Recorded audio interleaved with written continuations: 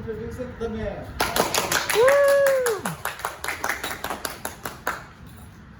Hey everyone, it's an honor and a pleasure to be here with you today. It's a great day for the city of Greenacres as we have an up and coming individual who's passionate about the city. Someone I see a lot of interest and hard work ahead. Someone who I believe will do great things for the city for a long time to come. We're here today to support Nathan. So a big round of applause to Nathan. I haven't known Nathan for very long. However, when I first met him and I asked him out for coffee, I had the opportunity of learning what his interests are about. And immediately I felt a connection, someone who's tied to the community, someone who wants to do good and do right by our citizens. And that's not hard to come in politics. Someone who wants to roll his sleeves up, someone who wants to represent the people and do the right thing. And sometimes in politics we see people that have more self-interest than the interest of the people that they represent. So when I met Nathan and I asked him some hard questions, and there were times that he didn't know the answers. And that's all right, because sometimes in politics we can't act like we know everything. However, we have to align ourselves with people who know what they're doing, be experts. And I have done that in my personal career. I'm pretty sure Councilmember Tharp has done the same thing. But in all reality, it's about aligning yourself with the people that know, weighing all the facts and making the right decisions for your citizens. Anytime I make decisions on the council and projects that I want to do, I weigh all the options. I talk to my community, I talk to my residents, I gather their input. And that's something that Nathan has brought up that he wants to do. He wants to listen to the people that he represents, and that's extremely important. In a small community like Greenacres, where our constituents aren't as involved at the council meeting level, it's important to go back and talk to the people around you and figure out what's the right thing, how should we move forward.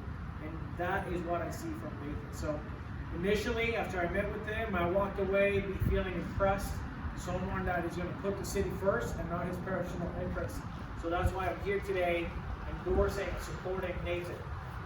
Nathan is going to do great things. I firmly believe that. And I hope that you will support him.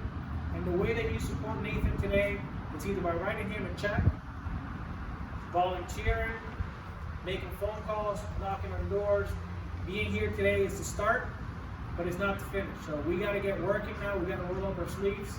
In a local election, talking to people, talking to the residents, people that live here, people that work here, it's extremely important. So today, I'm asking you to not only be a friend, not only to be a supporter by mouth, but to take action, to roll up your sleeves, help Nathan, a man with a bright future ahead of him, and I see great things for him in the city council. So, am I handing it to Nathan, or am I handing it to? All right. Without further ado, Councilmember Tharp.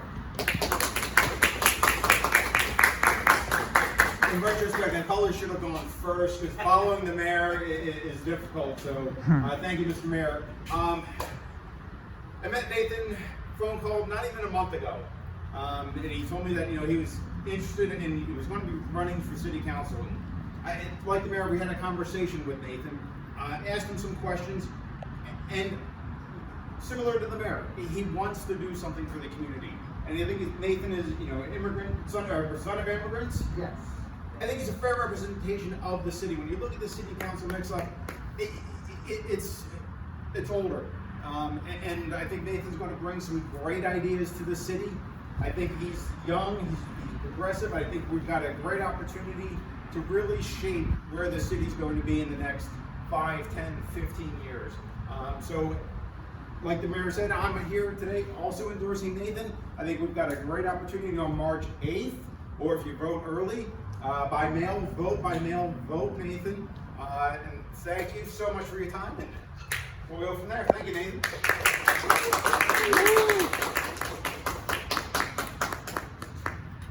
And you guys are recording too, so I can look at my speech.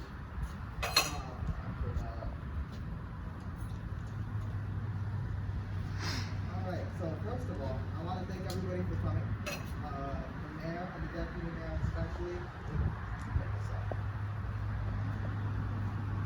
Maybe start that. But yes, thank everybody for coming. I really appreciate it. It means a lot, every single one of you. The mayor and deputy mayor support is huge to me. They're taking a risk with an unknown candidate, and they don't have to do it.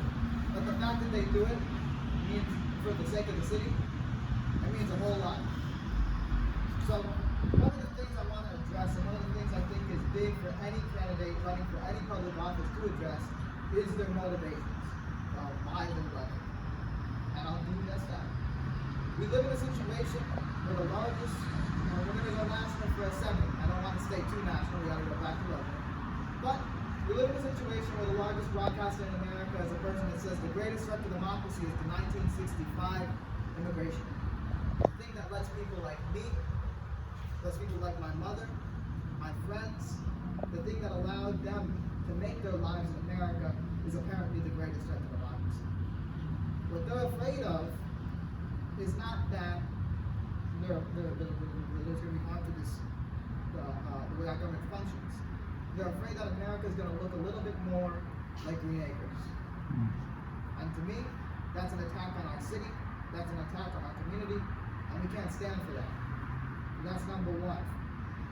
Number two, I think that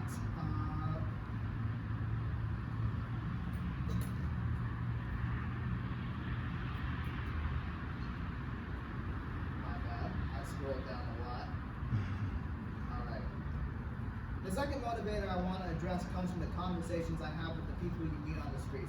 The regular people, the people that carry their groceries home on the sidewalk, the people that you meet on public transport. Those people, I talk to them, they tell me about their situation, and the constant theme that I keep hearing is desperation, is instability, and stagnation. And I want to be able to change that. I can't promise that I can do everything, that I can change it tomorrow, but if I can help the city take the steps, then I'm more than willing to do it. I recently spoke with the city manager, and I'm proud to say that the staff behind the city, keeping the city running, is more than willing to do that, and I'm more than willing to work with them, and I think that we can push this city forward.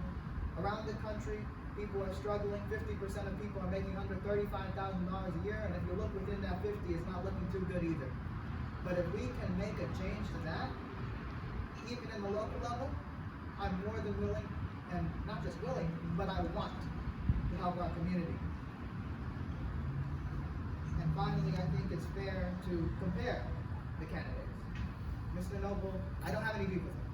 I don't know him too well, never met him, but I'm able to look at his policies, I'm able to look at how he governs, and I think that there is enough disagreement that there is a reason to run against him and to see who will represent District 2. The biggest issue that I want to point out with how he governs is the old way of thinking. That isn't a jab at his age, that's a jab at the fact that he is the only member of the council to vote against an ordinance that would ban conversion therapy. The Human Rights Council put it up. Everybody else thought it was reasonable. Conversion therapy kills. Acceptance saves lives. And even with all of that information, he voted against it. Now look, we're from different backgrounds. I like gay people. They're my friends. The people I care about. And with that in mind, if I was there on the day it's that day, I would have voted a strong affirmative on that bill to ban conversion therapy. And I would have made shown strong opposition to that practice. And that's why the Human Rights Council has decided to endorse me in this election, and I'm very proud of that endorsement. Besides just his values on social issues, Mr. Noble was one of 3 council members to act childishly, not just childishly, dangerously last week, or 2 weeks ago, whatever, and censor the mayor. He wanted to address a rumor. He said he would dispel the rumor. then they adjourned. There was some pushback, but they didn't care. This is a clear case of censorship, and it's unacceptable in my view to do that, not just to our elected officials, but to anybody in our community. What we got to do when we disagree with another member of the council or another member of the community is listen, engage. If you disagree, express it, be honest, but don't tell them to shut up. And when I'm on days, I'm not going to censor anybody, especially the people meant to represent our community. With that in mind, I gave my few reasons of why I want to run. I think we could have a city council that looks out for the poorest among us, and I want to play my part. I tell people, no matter who I'm talking to, be willing to run for office, because when we look at Washington, there's a lot of people that shouldn't be there. I think the people that we meet on the streets every day can run a better job. So if I can do my part in helping out everybody that I can do, and I can help, that I'm more than willing to do it. And thank you for your time.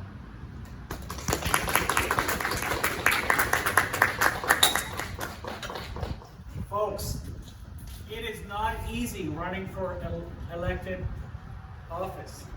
What he is doing, come over here, David. What he is doing takes a lot of courage. He is trying to represent his people, and he is putting himself in a vulnerable position of having to go ask people to vote for him. This young man is doing something that most of us wish we could do. So please, I'm asking you, I know you don't know me, but I'm asking you, you know him, you know the person that he is, what he stands for. Get out, not only vote for him, but help him. Get your friends to help him. Get people in your circle to help him. You just heard him speak about what is important to him and what things he wants to change and what he stands for. So please, I'm asking you, support him, help him. This is a race to the finish. We have less than 60 days. And we gotta get about 1,200 votes. And I firmly believe Nathan can do it, but he needs your help. So once again, give a big old round of applause.